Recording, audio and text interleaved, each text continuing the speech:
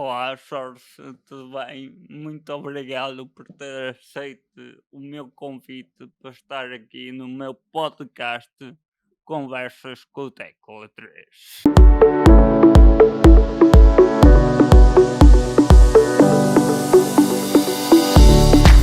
Jorge, eu diria que é um dos primeiros ativistas portugueses na luta por os direitos da pessoa com deficiência.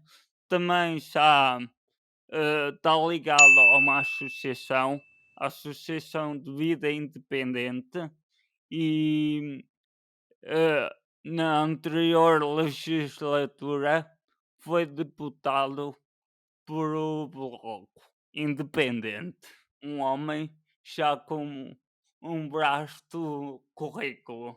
Mas quem é o Jorge? Ora, primeiro, é um exagero dizer que eu sou um dos primeiros ativistas, porque houve muitos ativistas antes de mim. Pá, eu sou um bocadinho mais antigo, não é? Eu sou, como sou mais, tenho já. Pronto, eu neste momento estou com 68 anos, sou casado, tenho duas filhas, um neto e uma neta, eh, tirei o curso de arquitetura. Fui arquiteto durante uns tempos, agora estou reformado. E pronto, quer dizer, sou ativista, não só na área da ciência, quer dizer, eu sempre fui ativista, eh, porque mesmo antes do 25 de Abril, quer dizer, uma pessoa não podia estar indiferente à situação que se vivia, não é? E pronto, especialmente quando entrei para a universidade, juntei-me ao movimento associativo e pronto, desde aí sempre fui podemos considerar um ativista. Eh, e, e pronto, quer dizer,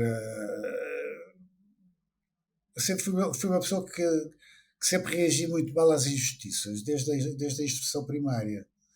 De maneira que fazia-me confusão, tudo o que eram injustiças provocava-me alguma reação.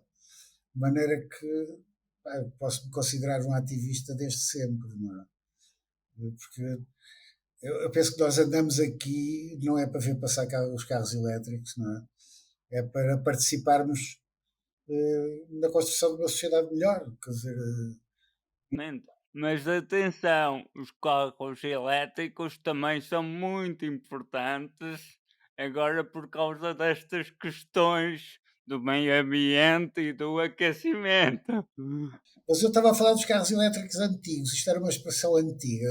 É o que eu digo, eu já sou antigo. É e, sério, nunca tinha ouvido por ah, acaso. pois não, é uma expressão antiga, quer dizer, ver passar os carros elétricos é como quem pronto, está ali sem fazer mais nada se não vê passar os carros elétricos. E carros elétricos eram aqueles que andavam, aqueles amarelos em Lisboa. Era o que eu estava a dizer, quer dizer, eu acho que nós, quer dizer, já que estamos aqui e penso que é uma coisa que eu desde miúdo me lembro de pensar que me faria confusão morrer sem ter feito nada que melhorasse este mundo.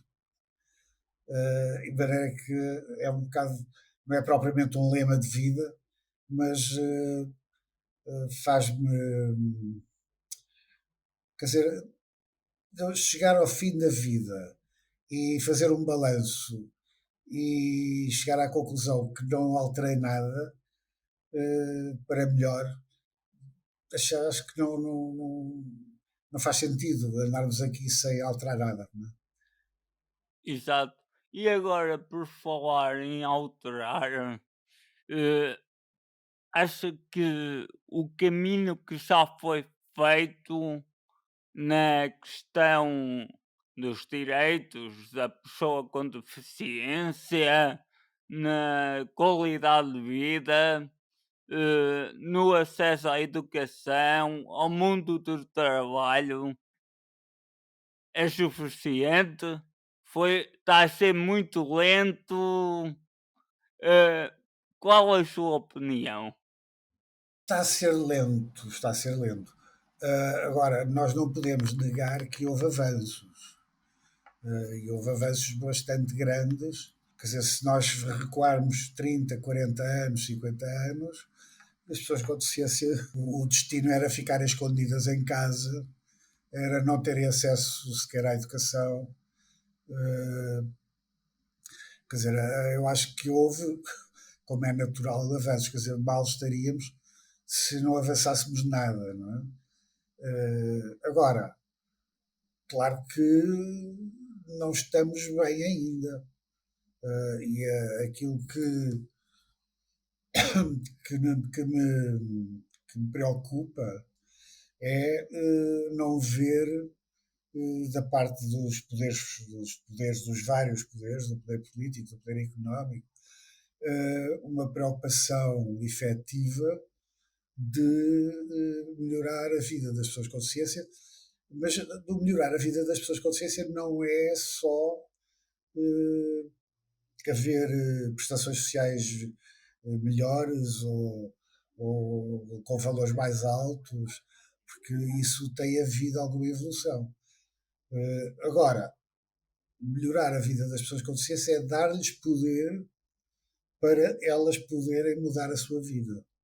E isso para mim é o mais importante. É sempre uma questão do poder. Quem é que tem o poder para mudar a vida? E as pessoas com deficiência, para poderem mudar a vida e para terem o poder de mudar a sua vida, têm que ter acesso à educação, têm que ter acesso à formação profissional, têm que ter acesso a prestações sociais que lhes garantam um nível de vida suficiente para serem autónomas, têm que ter acesso ao meio ambiente, quer dizer, há uma série de Mas se me condições. permite, tem de ter acesso depois a uma coisa muito importante, que é o trabalho, porque certamente é importante a questão das prestações sociais e nós mais à frente já vamos falar delas e também quero ouvir a sua opinião sobre. Mas uma pessoa com deficiência não tem de ser obrigatoriamente um pensionista, terá acesso ao mercado do trabalho e aí, como qualquer outra pessoa, ter acesso ao poder económico, ao poder construir uma casa, uma família e tudo o resto. Claro. Lá, mas quando eu falei no acesso à educação, acesso à formação profissional, quer dizer que é preciso dar meios às pessoas com deficiência para terem acesso ao emprego. As ferramentas Certo. para ter acesso ao emprego partem da base que é a escolaridade, que é a formação profissional, para poderem entrar no mercado de trabalho. Agora, é claro que depois há outros fatores que impedem as pessoas com deficiência de entrar no mercado de trabalho. E aí falamos dos preconceitos, da forma como as pessoas encaram o que é uma pessoa com deficiência, porque normalmente associam-lhe adjetivos como ineficaz, menos produtivo. Pronto, quer dizer que há um grande preconceito na inclusão das pessoas com deficiência no mercado de trabalho. Mas isso é preciso combater esses preconceitos, mas para combater esses preconceitos também é preciso que as pessoas com deficiência tenham as ferramentas adequadas para competir no mercado de trabalho. Isso é a base, é a educação, é a formação profissional. E depois também a questões da acessibilidade. Quer dizer, se eu não consigo sair de casa, eu não consigo ter um emprego. Se eu não consigo entrar no local de trabalho, não consigo ter emprego. Não é? Exato. De E as maneira que há, questões da vamos lá ver, acessibilidade, os fatores, isto na área da deficiência, a complicação às vezes é essa. É que é uma cadeia de necessidades e uma cadeia de problemas a resolver, que quando falha um elo dessa cadeia, eh, nós estamos lixados. Porque, quer dizer, eu posso ser o gajo super especialista em determinado assunto. pode haver quem me queira contratar, mas se eu não conseguir levantar-me da cama de manhã, não é o empregador que me vai levantar da cama. E para exatamente, isso eu tenho que ter assistência pessoal.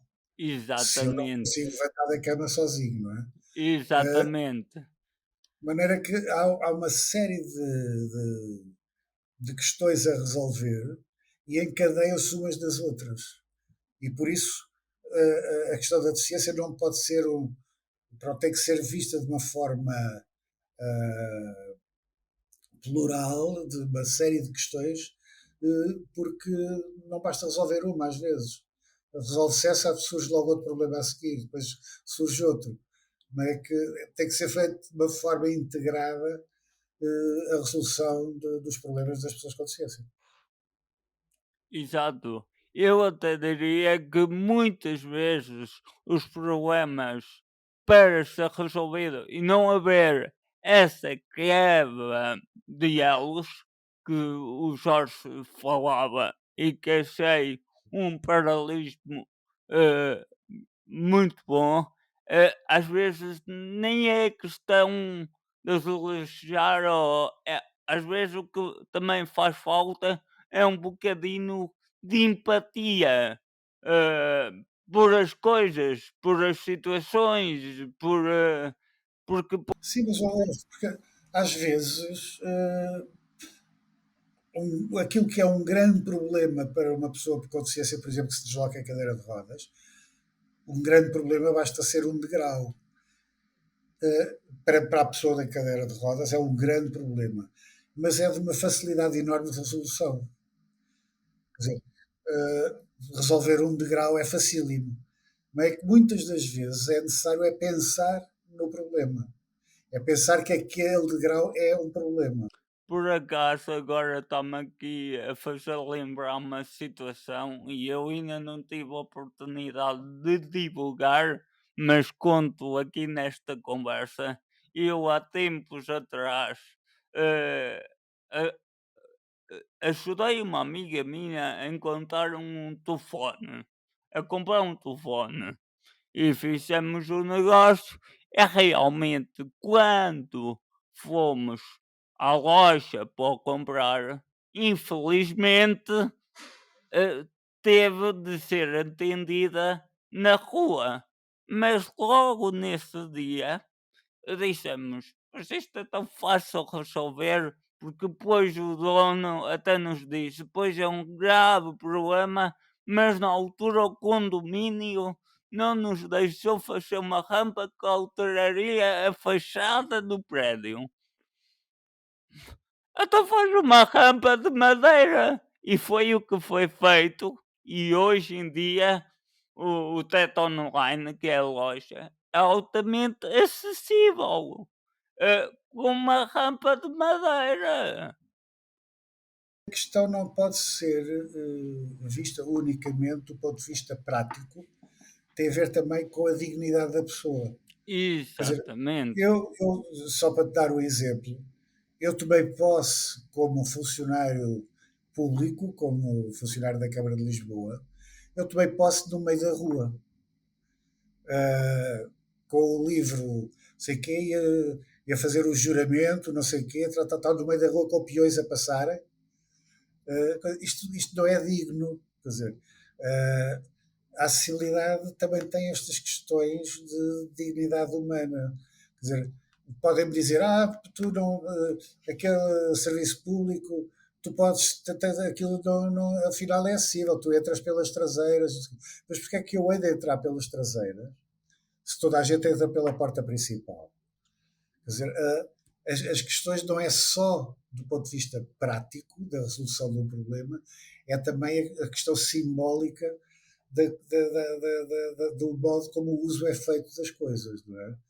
Porque, quer dizer, eu já entrei nos mais variados sítios, pelos mais variados locais, desde a saída dos lixos, por exemplo.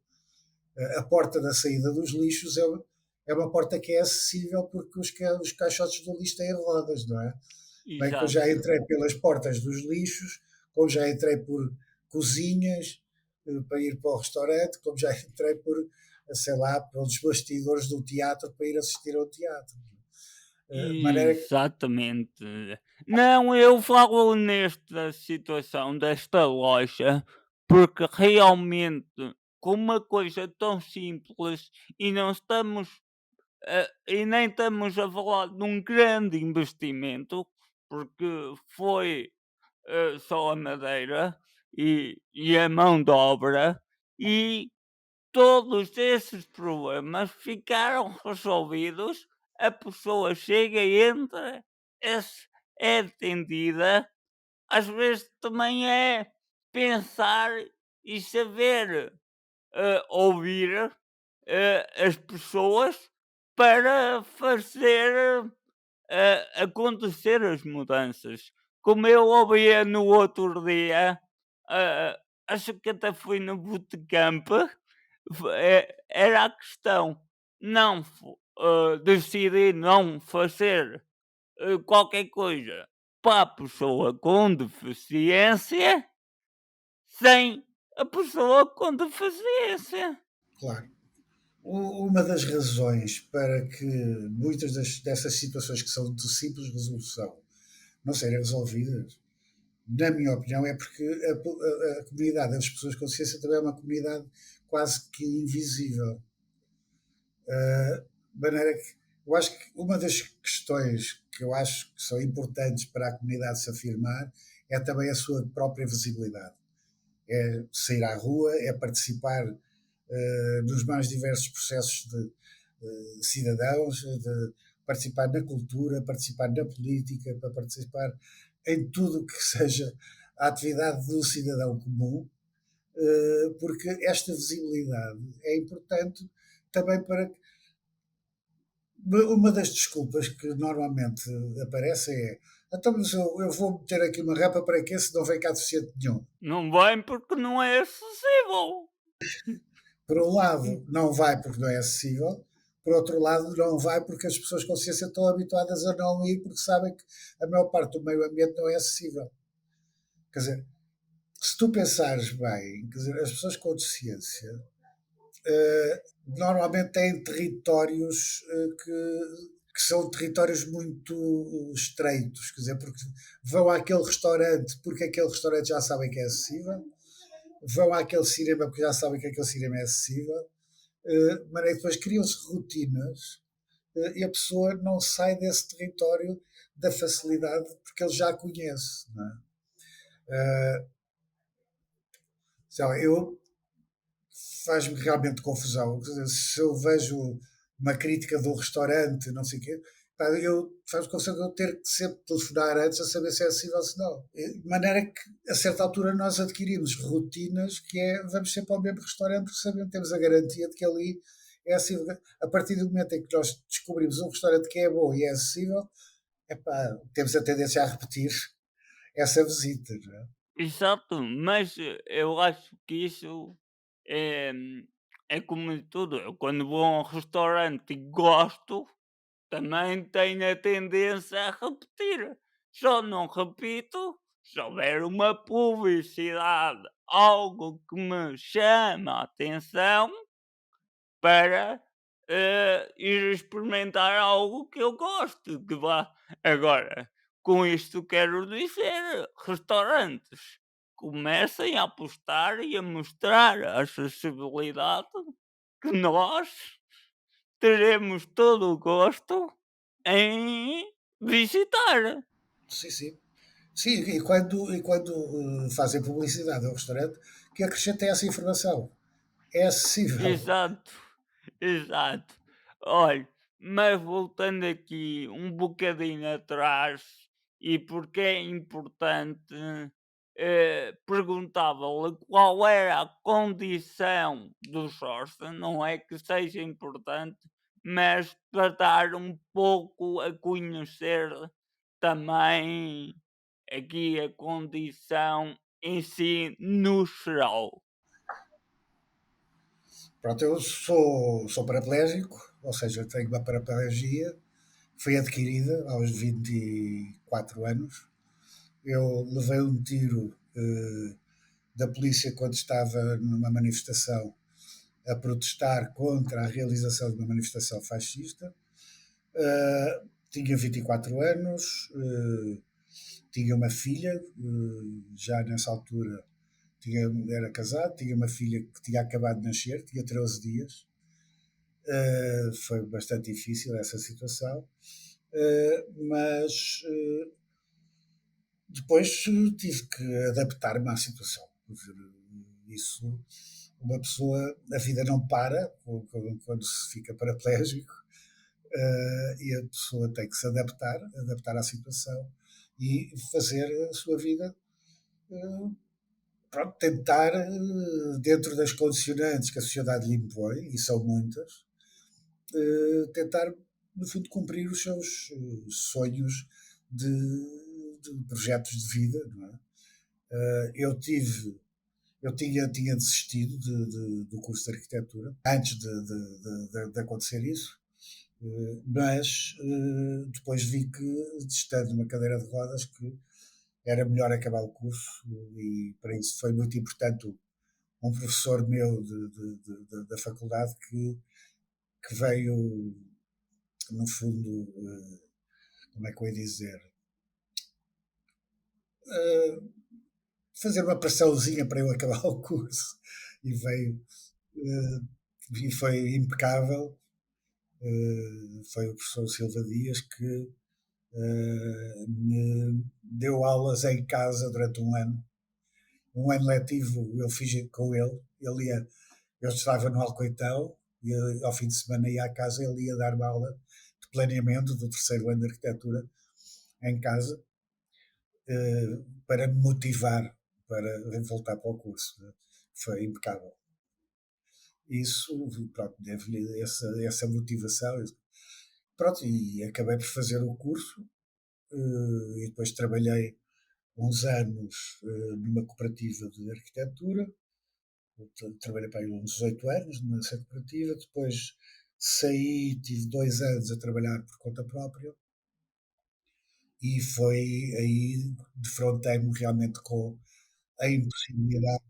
Que já partilhou, não sei se quer partilhar aqui. Porque é impossível, ou é impossível, não digo que seja impossível, mas quer dizer, um cliente não quer ter um arquiteto que não consegue entrar numa câmara qualquer para ir discutir o projeto, não é? Quer dizer, eu era recebido às vezes na secretária do contínuo na entrada da câmara, ou no café ao lado da câmara. Quer dizer, isto, quer dizer, do ponto de vista comercial da arquitetura, não dá muito jeito, não é? De maneira que depois entrei na Câmara de Lisboa, e foi lá que estive até me reformar, com o intervalo de ter ido para o Parlamento. Mas essas não são as únicas atividades que eu sei que o Jorge junta no currículo. Portanto, após isso, também já esteve envolvido numa série de movimentos de ativismo. Vamos lá ver, eu tive nos anos 80, estive na direção da Associação Portuguesa de Deficientes, da APD, mas depois não era o tipo de associação em que eu queria trabalhar, e saí. Depois tive muito tempo que não tive propriamente integrado num movimento ativista, mas do ponto de vista profissional fazia o meu ativismo pela acessibilidade.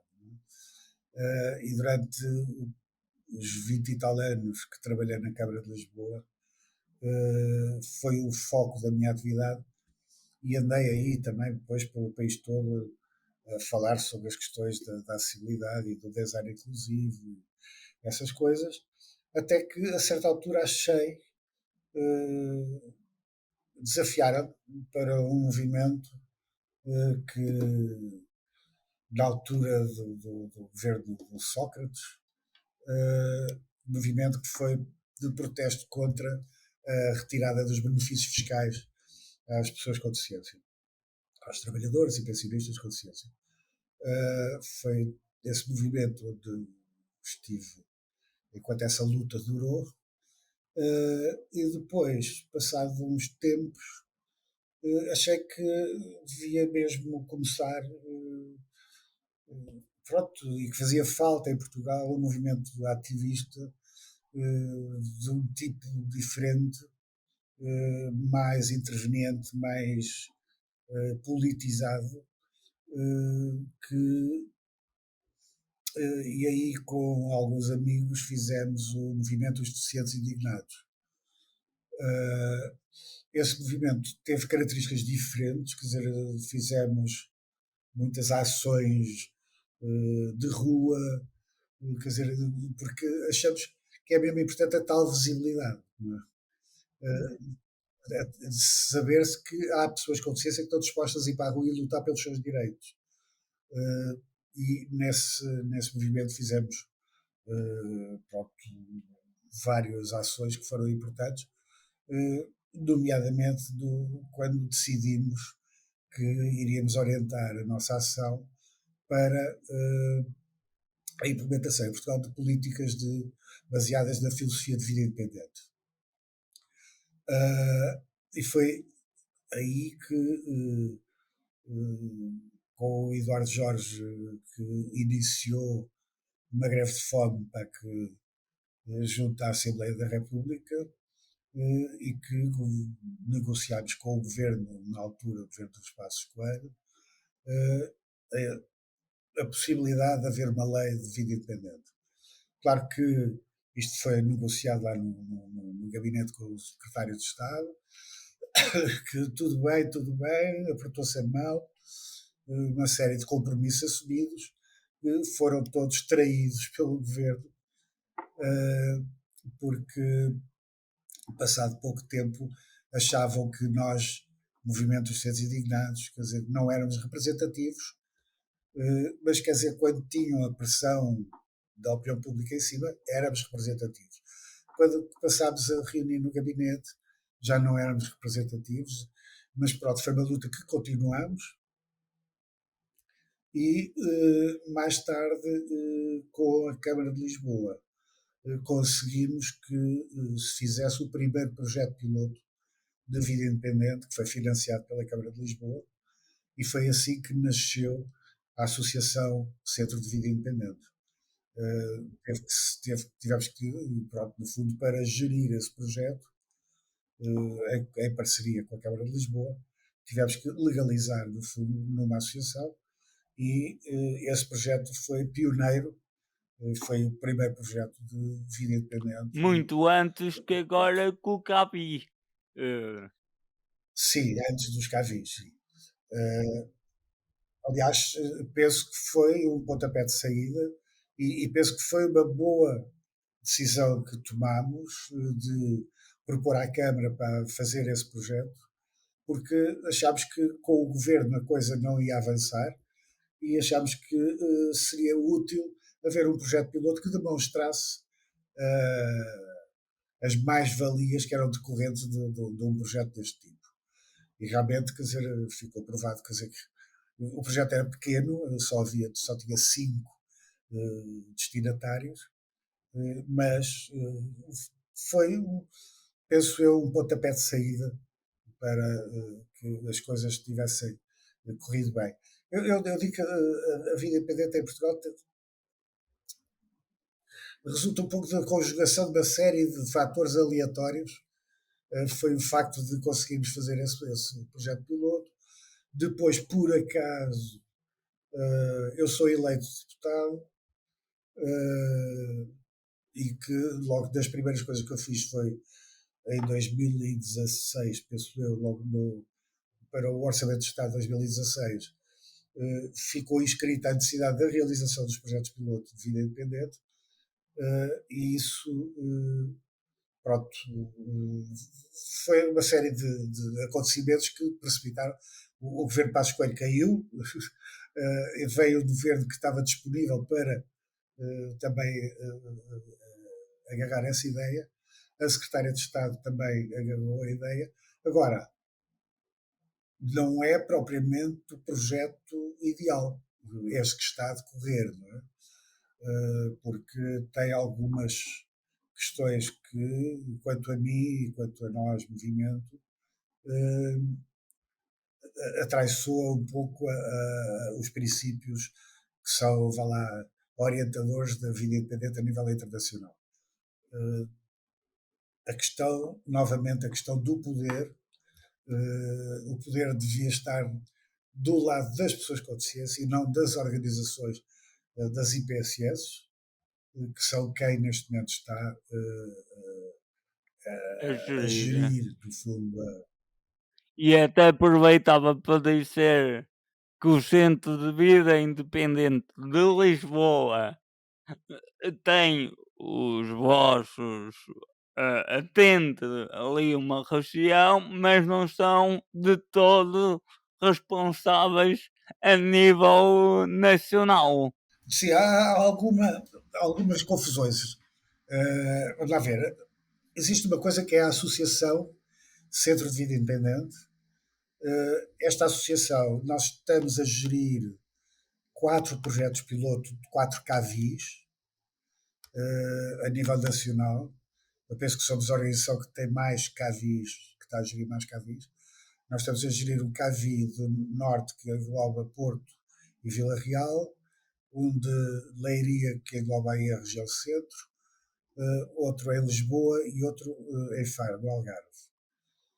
Agora, existem mais, não sei, mas há cerca de 50 KVIs. Eu sei que aqui na minha cidade de Viseu o Cabide está a ser gerido por a Associação Parceria Rural de Sim, sim. Viseu. O problema é que o facto de ter sido obrigatório uh, para gerir o projeto piloto de ser uma IPSS, aliás, nós, Associação Centro de Vida Independente, tivemos que alterar os estatutos e transformarmos numa IPSS do ponto de vista legal para podermos gerir estes CAVIs. O problema é que há uma cultura das IPSS que não é propriamente a cultura da vida independente. A cultura tradicional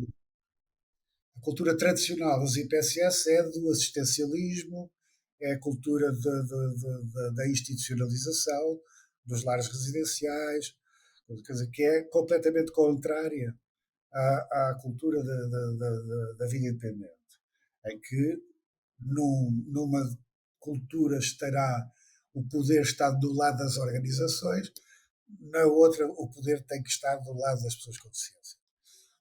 Por isso, já agora um parêntese, a nossa associação é gerida unicamente por pessoas com deficiência.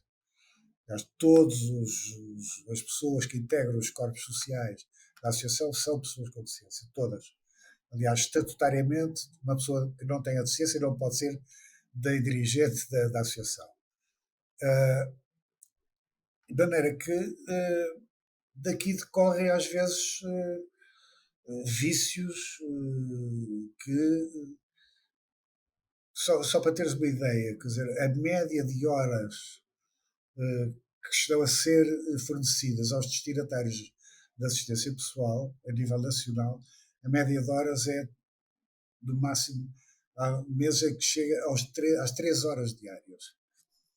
Ora, 3 horas diárias para uma pessoa que está mesmo dependente, para ser autónoma, é completamente ridículo. É impossível. 3 horas diárias será levantar-se de manhã e deitar-se à noite. E durante o resto do tempo não tem apoio nenhum.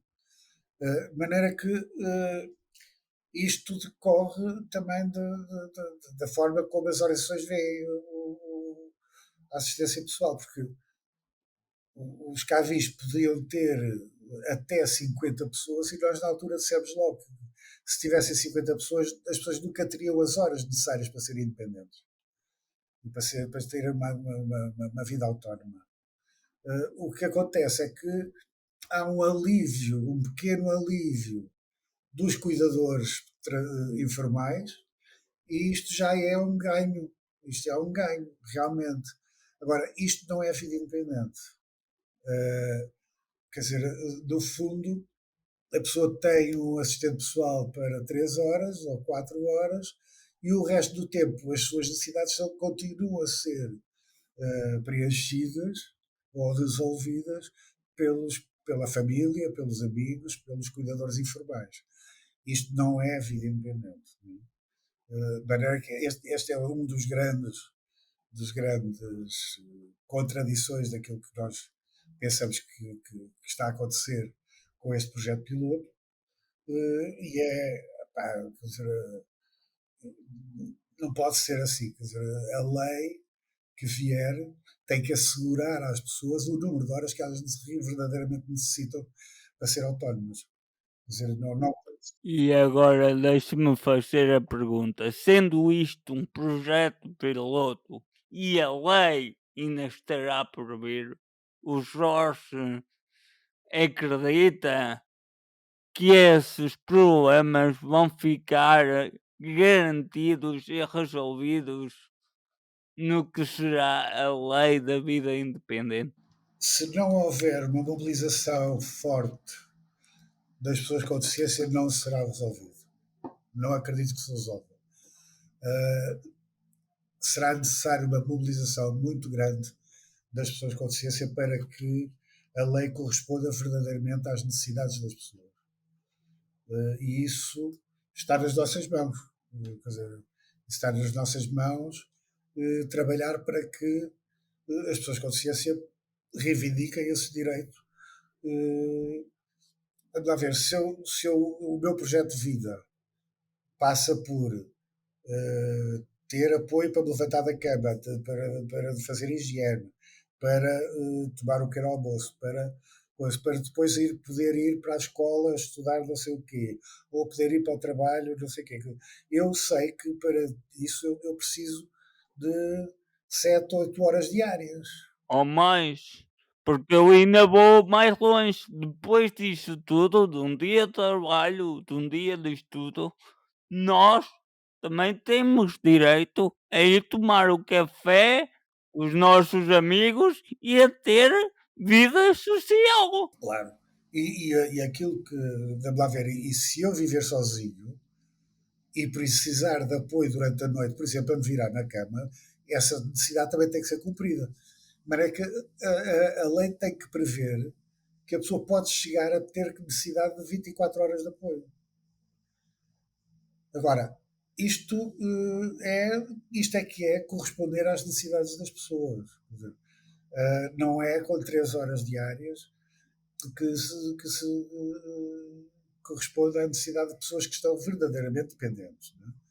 Quer dizer, claro que se eu quiser ter um assistente pessoal só para me acompanhar, sei lá, à piscina, e leva-me até à piscina, eu estou lá uma horinha e depois volto para casa e pronto. Se é só para isso, pronto. Se o projeto de vida dele é esse, tudo bem. Se é esse o projeto de vida, tudo bem. Agora, não me parece que o projeto de vida de uma pessoa se resuma a uma ida à piscina. Nem a mim, não quero acreditar, mas não querendo ser o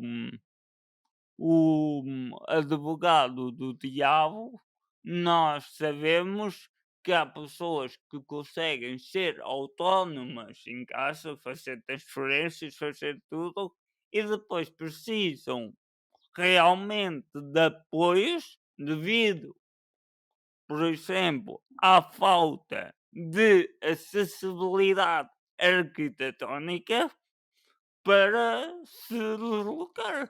E depois há aquelas pessoas que realmente precisam de 24 horas para tudo, para se deslocarem, para fazer transferências, para, para garantir, por exemplo, à noite, como falava há bocado, poder-se virar na cama. Eu também, há outra razão também para não acreditar que se não houver mobilização forte, os problemas não se resolvem.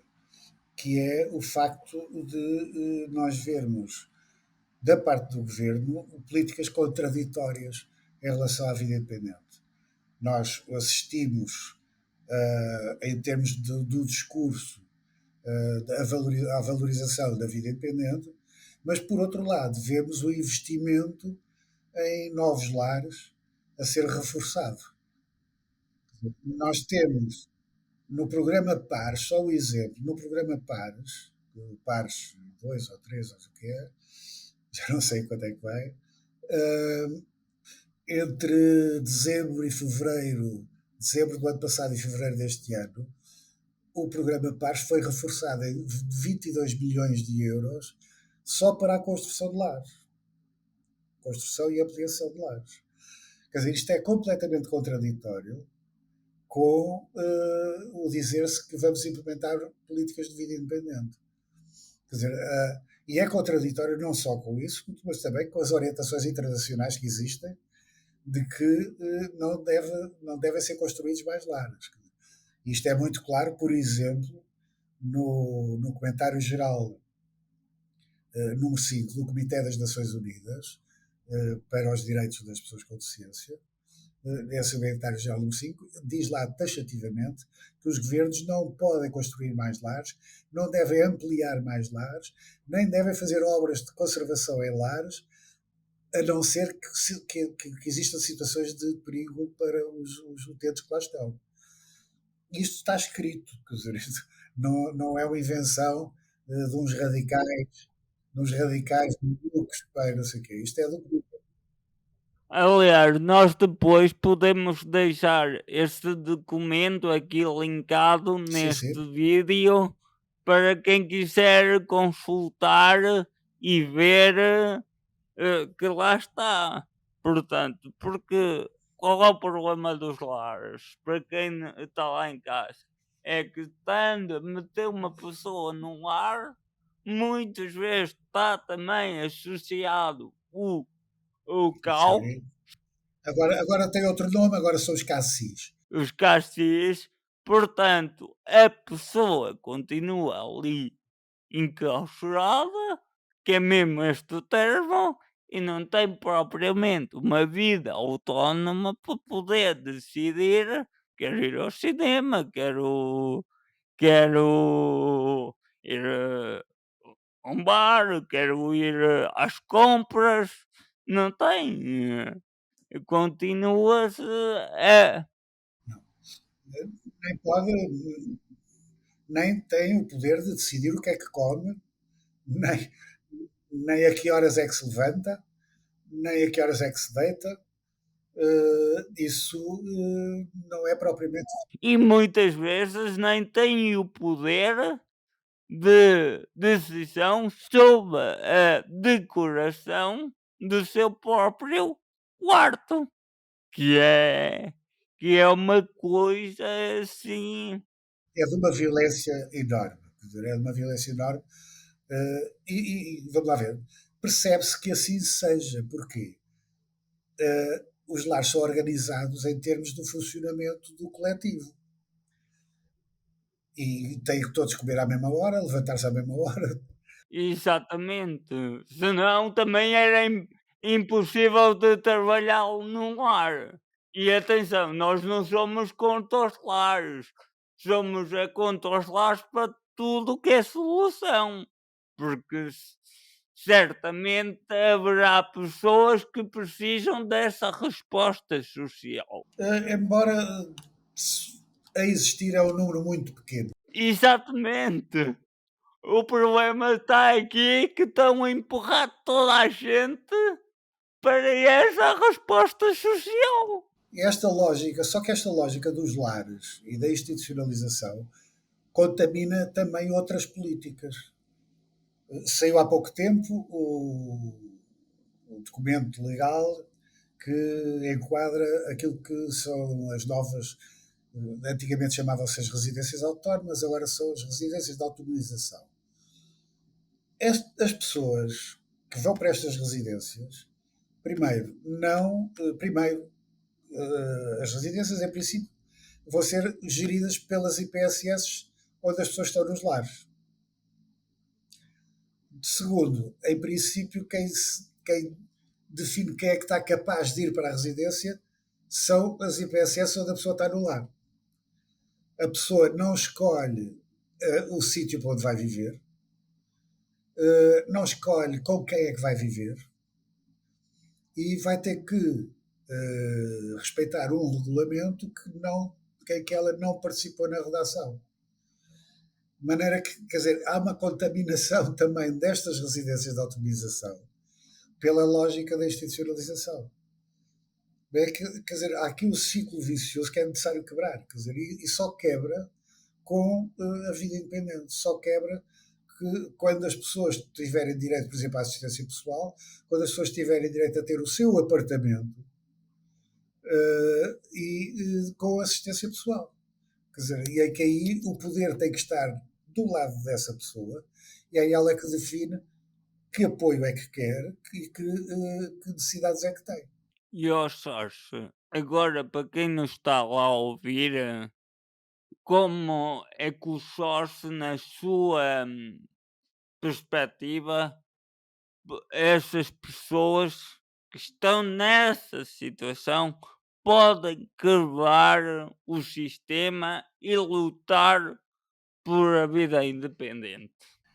É juntarem-se a outras pessoas, porque eu só acredito em mudanças sociais com movimentos coletivos. A intervenção individual pode ser muito importante, mas o coletivo tem muito mais força. E aí é juntarem-se, é procurarem juntar-se com outras pessoas, organizarem-se. Quer dizer, nós da associação estamos abertos a que se juntem a nós mais gente, cada vez mais gente, para fazermos essa luta. Quer dizer, agora, esta que é uma luta política, quer dizer, não confundir com lutas partidárias. Não, isto não tem nada a ver com partidos, tem a ver com uma luta que é política, porque, vamos lá E ver, agora é que o Jorge disse uma coisa importante: luta política. Temos de começar a olhar para a deficiência como uma questão política, uma questão social e não como uma questão de caridade, de ajuda. Porque, ok, nós precisamos de ajuda como qualquer pessoa, mas temos capacidades de decisão, de produtivas, de aprendizagem e queremos, sobretudo, ser pessoas ativas na sociedade, pagar os nossos impostos, ter o nosso emprego, pá, mas para isso é preciso o que se chama de condições. quando quando nós dizemos que é uma questão social, eh, a deficiência não é mais do que a relação que nós temos com a sociedade. E a deficiência aparece quando a sociedade não corresponde às nossas necessidades. Eu costumo dar este exemplo. Eu ando de cadeira de rodas, gosto de cinema, mas se eu chegar ao cinema e o cinema tiver escadas, eu tenho um handicap enorme que é não posso ver cinema. Mas eu não posso ver cinema não é por andar de cadeira de rodas, é porque o cinema tem escadas. Onde é que está a deficiência? A deficiência está no cinema, não está em mim. A deficiência não está em mim. De maneira que isto é aquilo que se chama o modelo social da deficiência, que no fundo o que diz é que a deficiência é uma construção social, porque devido à forma como a sociedade está organizada.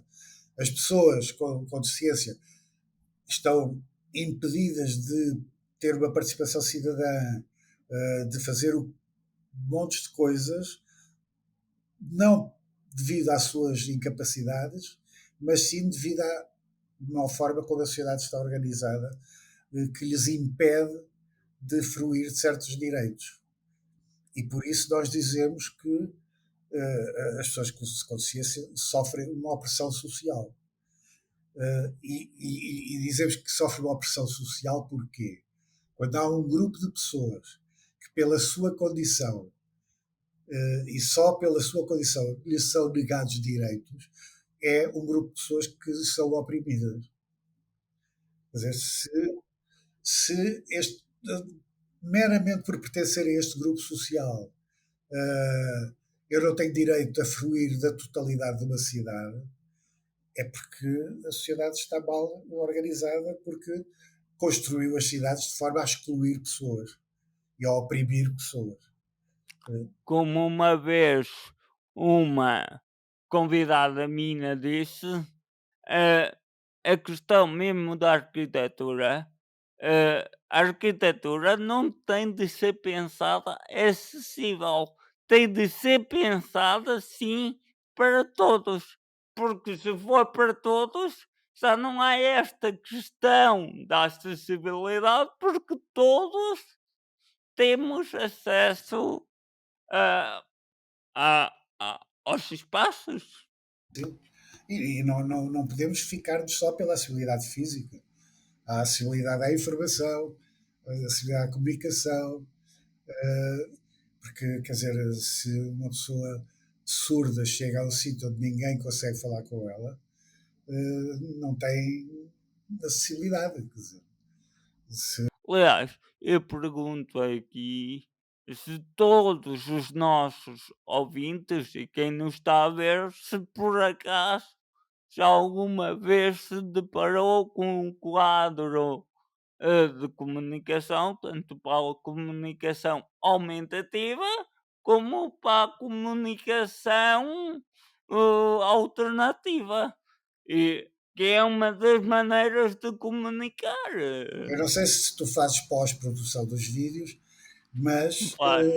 era bom ter legendas, porque se calhar os surdos não estão a perceber nada do que nós estamos para aqui dizer.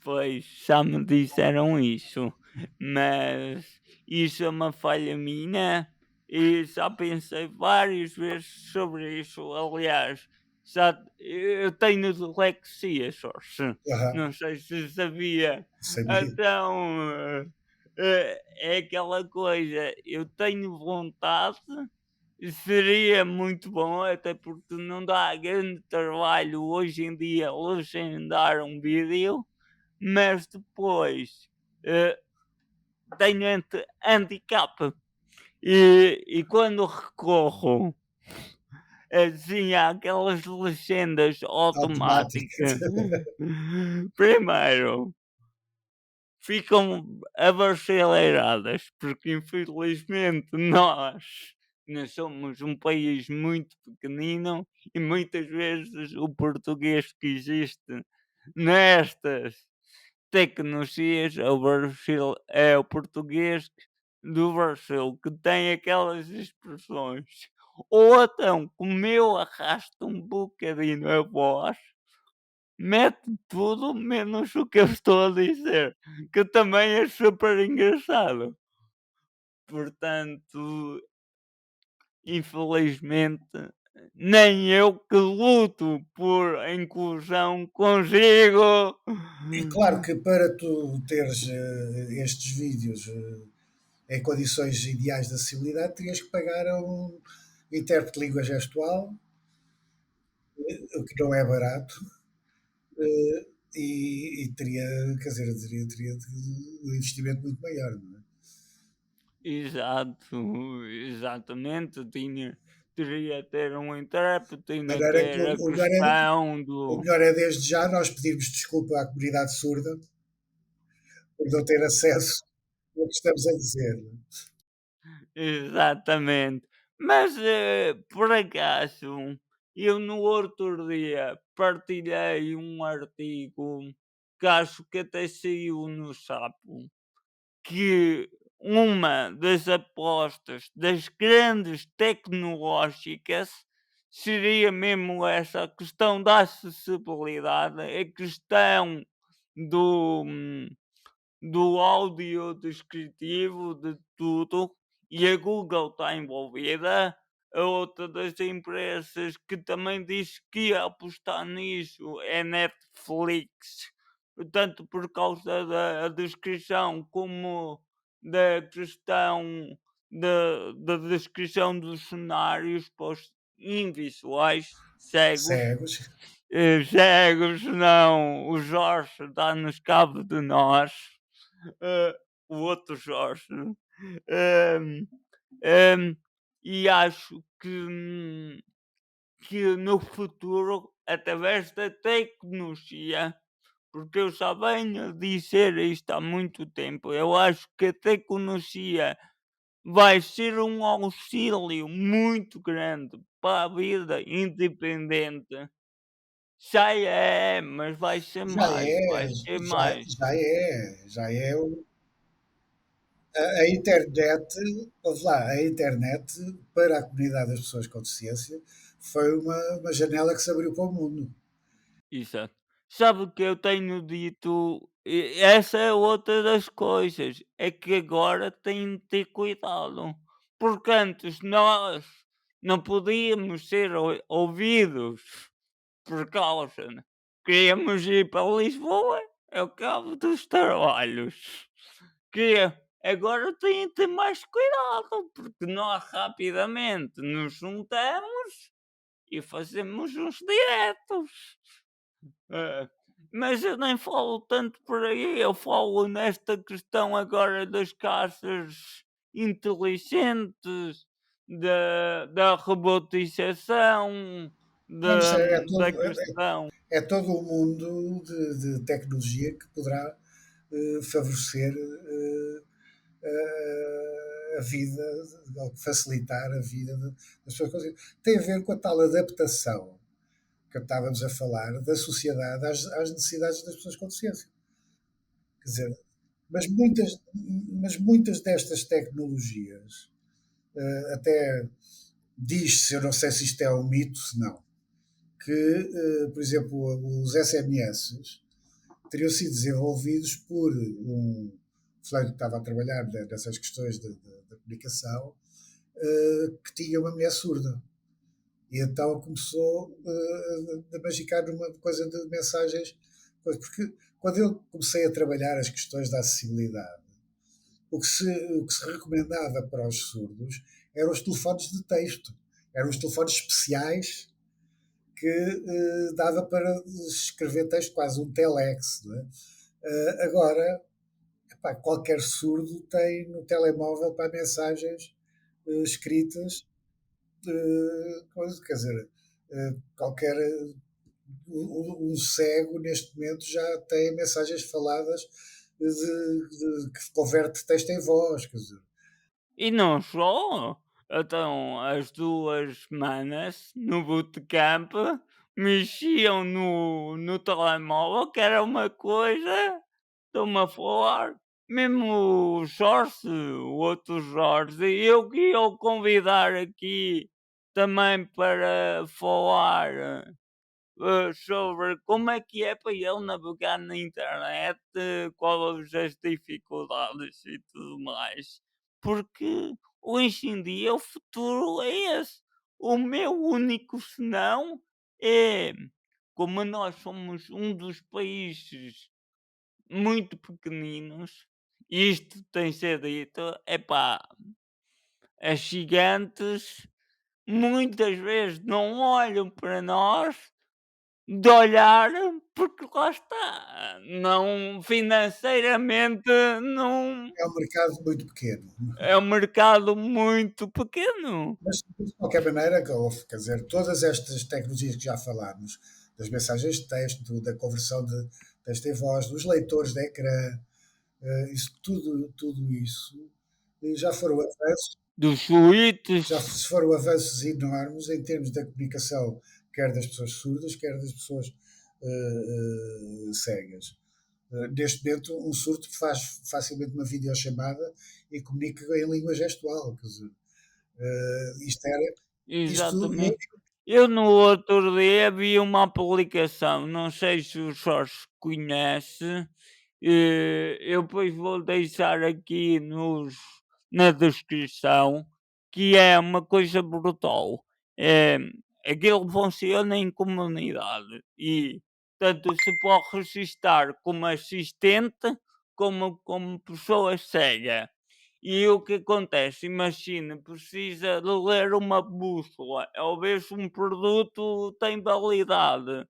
Liga para aquele voluntário, vê através da câmara, faz indicações e está feito. E qualquer dia este voluntário, porque mais uma vez está dependente de terceiros, daqui a pouco tempo será feito através de inteligência artificial. Pois é, era isso que eu ia dizer, quer dizer, a inteligência artificial então é outro campo. eh, eu percebo pouco de inteligência artificial, mas é outro campo para que se calhar qualquer dia temos a inteligência artificial a fazer a descrição das imagens. Não é qualquer dia, Jorge. Repare, você hoje em dia, com um smartphone e com o Google Lente, já aponta para um objeto, ele identifica, vai logo buscar tudo. Sim, Agora, embora pareça que ainda não é tão fiável quanto poderá ser. Não é? Agora, pá, quer dizer, eu lembro-me de quando trabalhava estas questões, por exemplo, a questão da orientação dos cegos na via pública. Eh, Pá, houve uma altura pá, que se começou a falar da georreferenciação, eh, da geolocalização. e o que é isso? Só para perceberem lá Sei em lá, casa. opá, por exemplo, eu ir na rua com o Google Maps e ele está-me a dizer para onde é que eu dei de ir, não é? Eh, que diz a rua onde eu estou, não sei o quê. Mas aqui há uns anos atrás era complicado porque como é que se chama? A precisão da localização pá, tinha um erro pá, de 2 3 metros. Eu estou convencido que neste momento já é muito mais preciso.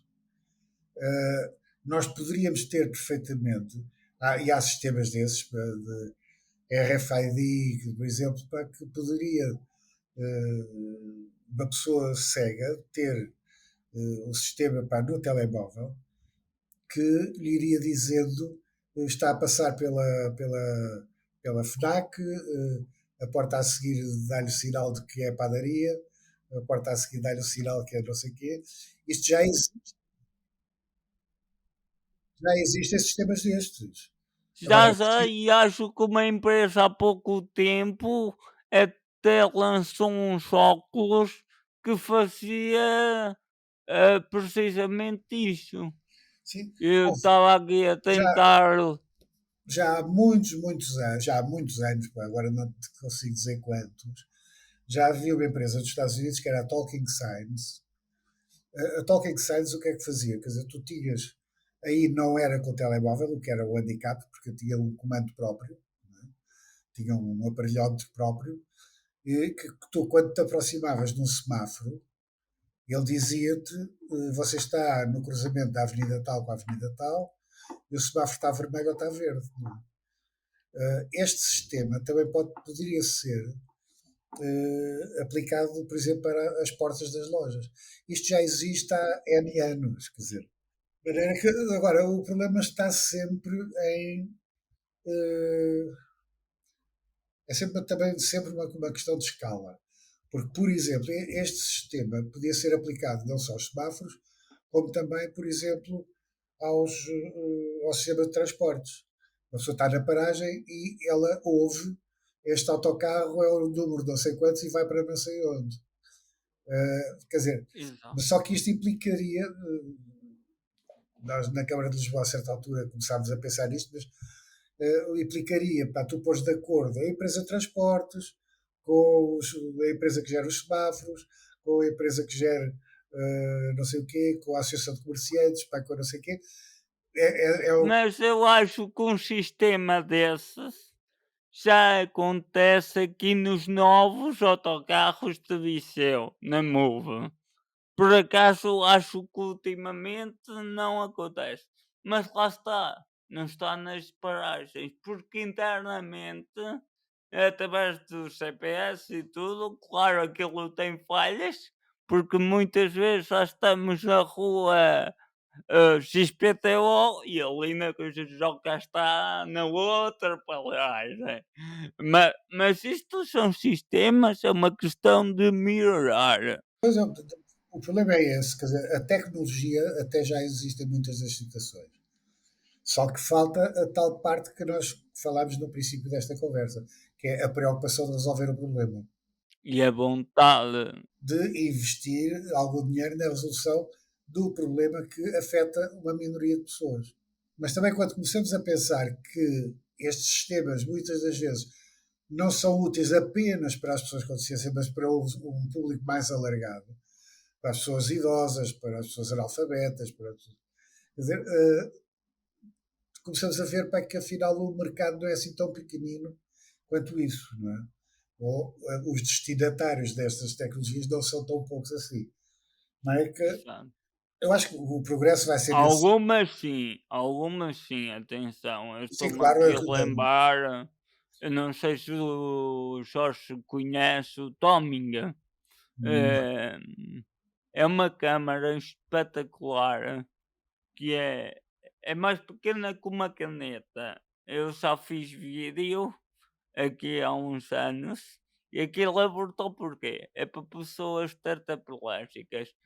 Então, controlam o computador através do olhar só, sim.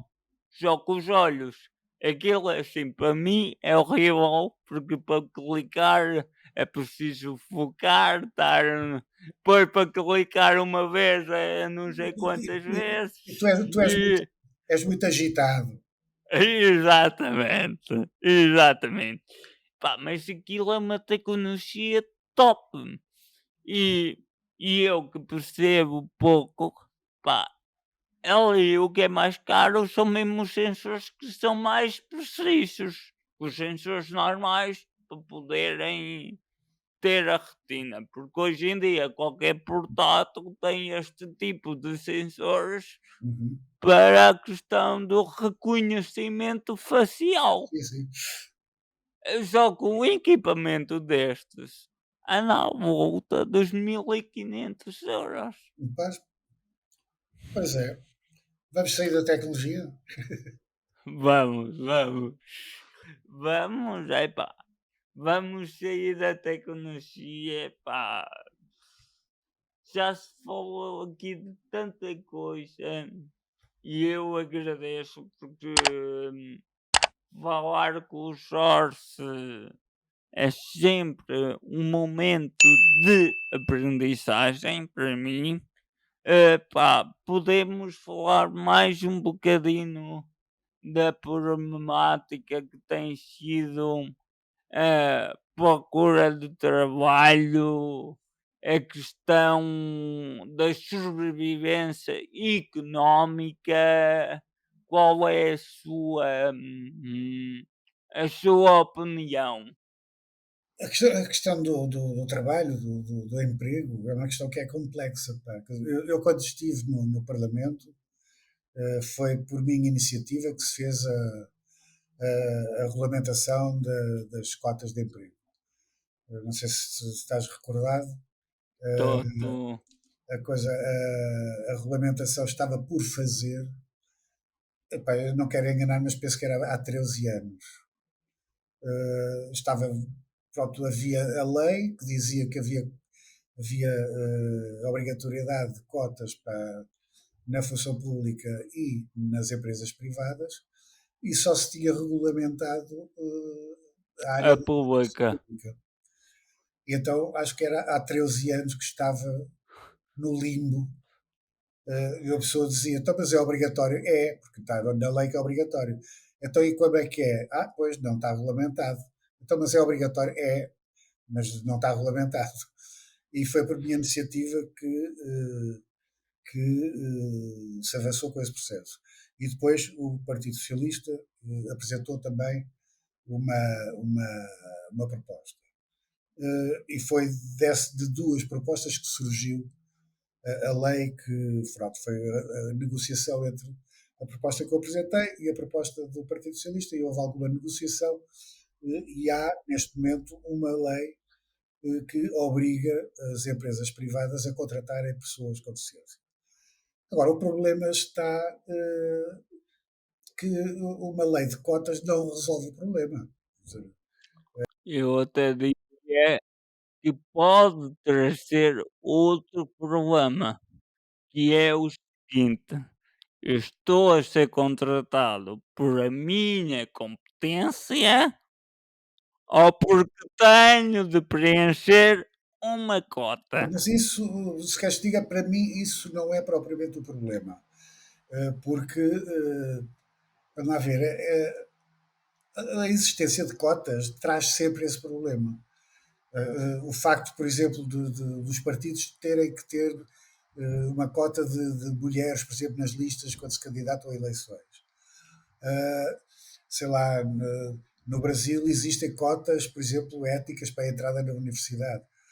Agora, e levanta sempre esse problema, quer dizer, Atenção, atenção, eu não estou a dizer que vai ser um problema durante muito tempo, porque eu acredito que daqui a uns anos já não querem saber das cotas para nada, querem é mais pessoas com deficiência, e porque é exatamente esse o papel das cotas, é dar o pontapé de saída. Estás a ver? As cotas poderão ter esse problema, mas são necessárias exatamente para dar um pontapé de saída, para que existam pessoas com deficiência numa porcentagem maior dentro das empresas, e então aí começar-se a verificar que essas pessoas, afinal, são empregados como os outros. E idealmente, daqui a não sei quantos anos, não há necessidade de cotas nenhumas, não é? Tal. ó Jorge, agora deixe-me interpelá-lo. Porque é o seguinte, eu acho que não somos trabalhadores como os outros. Somos melhores, porque temos certo tato, certo status, certas coisas que um trabalhador comum não tem. Isso eu não concordo. Eu acho que pá, há pessoas com deficiência que poderão ser excelentes trabalhadores, como há pessoas com deficiência que são os grandes calões. De maneira que é isso, pá, quer dizer, não me parece, acho que as pessoas com deficiência são pessoas. E tal como as Exato. pessoas são muito diversas, as cotas por si não vão resolver o problema. Porquê? Porque é preciso que exista uma escola inclusiva, é preciso haver formação profissional inclusiva, é preciso que haja apoios, por exemplo, no ensino superior para os estudantes com deficiência, que não existem na maior parte dos sítios, ou existem, mas são muito incipientes. Há, quer dizer, uma série de condições que levam a que as pessoas com deficiência estejam preparadas para entrar no mercado de trabalho. E é um facto que muitas pessoas com deficiência não estão preparadas para entrar no mercado de trabalho.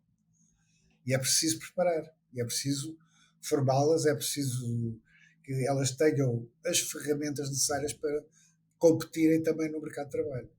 E isso, pá, não são as cotas, e digo isto sendo uma das pessoas que contribuiu para existir a lei. Mas não acredito que a lei seja miraculosa. Agora, por outro lado, há problemas na implementação da lei. Quem é que está a fiscalizar isto? Aquilo previa um relatório anual da ACT, por exemplo, sobre. Esse relatório está a ser feito. Está a haver pressão sobre as empresas para cumprir as cotas. Eu não estou. Pá, pode ser que existam algumas coisas, mas que eu tenha conhecimento, a aplicação da lei também é muito frouxa. E isso, pronto, quer dizer, é outro handicap, porque, quer dizer, fazer uma lei é fácil, aplicá-la depois é que às vezes é difícil. Mas acha que há vontade por parte. Mas tem que ser, mas tem que ser. Opa, eu, como já sou antigo, uh, já participei em muitos colóquios pá, sobre a empregabilidade e não sei o quê. E lembro-me sempre pá, de um empregador que dizia: estes colóquios normalmente está o empregador, está o empregado, não sei o quê. E ele dizia: pá, aqui o António um dos melhores trabalhadores que eu tenho. Isto é excepcional e não sei o quê, tal, tal, tal. mas no minuto seguinte já estava a refilar porque os apoios do Estado não chegavam com a celeridade que ele achava que deviam chegar, porque ele recebia não sei quanto por cada trabalhador com deficiência que tinha empregado e aquilo não funcionava muito bem. E eu só perguntava, era, desculpe lá, então, mas se esse trabalhador é um dos melhores trabalhadores que tem lá, porque é que precisa do apoio do Estado para o empregar? É que não, não se percebe. Quer dizer, ou era mentira, que o trabalhador não era tão bom quanto isso, ou então o trabalhador não só dava lucro ao patrão pelas tarefas que desempenhava, como ainda lhe dava lucro porque era o pretexto para ele receber um subsídio. E eu acho, pá, quer dizer, que estas políticas de emprego eh, têm que ser conjugação não só da lei de cotas, pode haver também alguns incentivos do tipo que já existem, de que a Segurança Social, a taxa de contribuição para a Segurança Social do patrão é inferior à de outro trabalhador. Por outro lado, é preciso ter em conta que muitos dos trabalhadores com deficiência têm efetivamente uma rentabilidade menor do que o trabalhador que não tem uma incapacidade. E é preciso, se calhar, compensar isso. Uh, Eu senti muito isso. Sorte. Eu vou dizer aqui uma coisa. Uma vez fui com um amigo, eh, a uma empresa de design de outro amigo dele.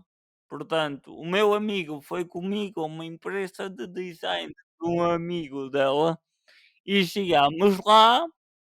Apresentámo-nos, ele só tinha feito um projeto comigo, o meu amigo, e tinha acabado o projeto nessa empresa, ou seja, eu tinha entregue o, o projeto a essa empresa para imprimir, para fazer o que era.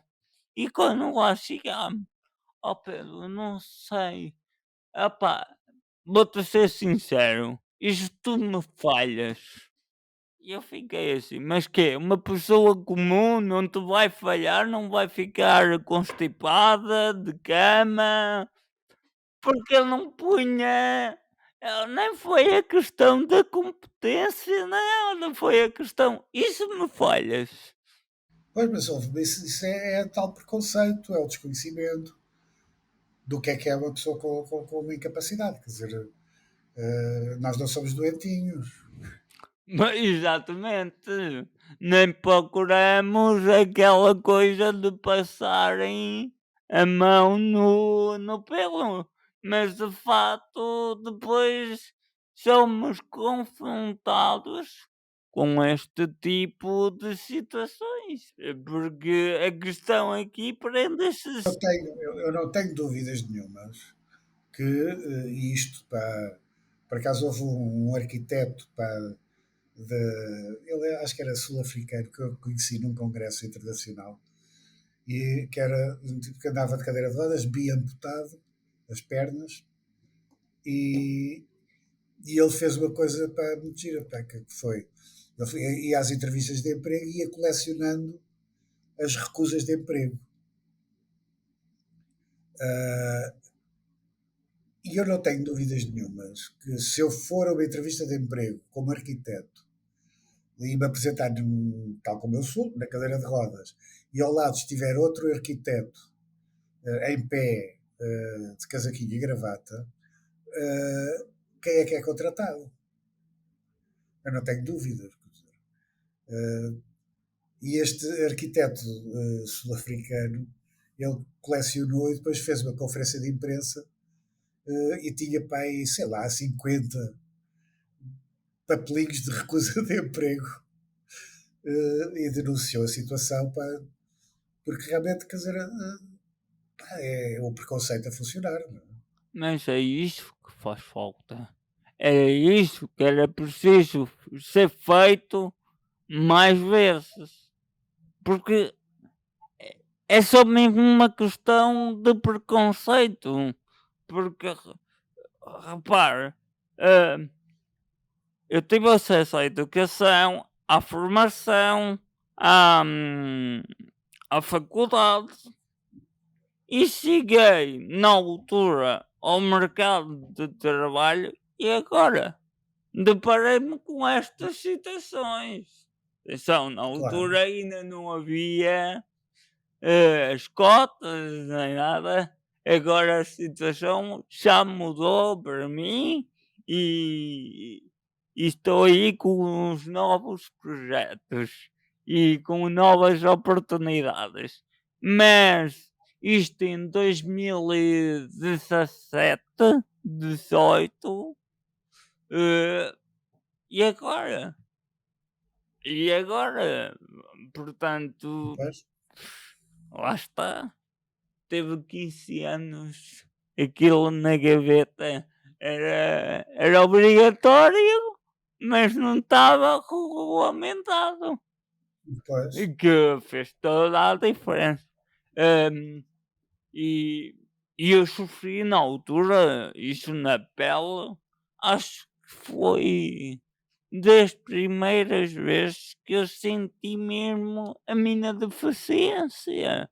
Porque era aquela questão do que o Jorge falava, de querer ir ao cinema e não há nenhum impedimento, só há o facto do cinema ter escadas. sim, sim. Aqui foi, Sim, sempre tive acesso à educação, sempre tive uma vida top, digamos assim. Epá, e agora? pois, e depois quando tu te começas a deparar com recusas atrás de recusas atrás de recusas e que o único,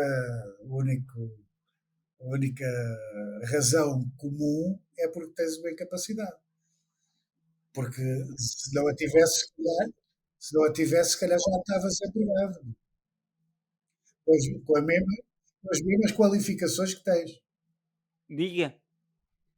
Estou a dizer, se não tivesse uma incapacidade, com as mesmas qualificações que tens, já estavas empregado. Não tenho dúvida. É esta consciência de sermos excluídos que é importante para nós sentirmos a necessidade de lutar contra isso. Atenção, eu depois deixei de procurar, também tenho o ser justo. E dizer aqui, deixei de procurar, comecei a criar este meu projeto e hoje em dia, pá, consegui aí uma oportunidade, vou fazer um estágio profissional na Santa Casa, porque realmente viram o meu portfólio, aonde está este projeto, aonde eu mostrei o meu site, epá, e chamaram-me. E chamaram-me porque querem e surgiu uma oportunidade. Por isso é que eu também digo sempre às pessoas: tenham deficiência, não tenham. Pá, comecem a fazer conteúdo, comecem a mostrar os vossos interesses, as vossas vantagens nas redes, porque nunca sabem quem é que está a ver e quem vos vai chamar. E sem dúvida é uma mais-valia. Mas sim, em 2018 isso aconteceu-me. Portanto, é, espero que esteja a mudar. E atenção, quando eu falava nas cotas, eu espero que as cotas sejam mesmo esse valor de pontapé, seja mesmo esse, tenha esse mesmo valor de pontapé de saída e que daqui a 5 anos já nem se fala em cotas, porque já é uma coisa tão normal a procura da pessoa com deficiência que nem se põe isso em causa. Uhum. Sim, sim, sim. Ah, Sim, Jorge, mais uma vez, muito obrigado por ter aceito o convite. ora é essa. Hum, Foi mais uma vez uma honra falar contigo, aprender. Deixa-te essas coisas de honras. Não, É sempre bom conversar, pá. é sempre bom, mas sobretudo é sempre uma aula e eu sinto sempre que tenho muito a aprender com o Jorge, com o Mário, que também gostava de o convidar a vir cá. Obrigado e um forte Nada, pá. abraço para quem nos esteve a ouvir lá em casa. Se quiseres conversar, estou disponível. Tá. Um Um abraço. abraço.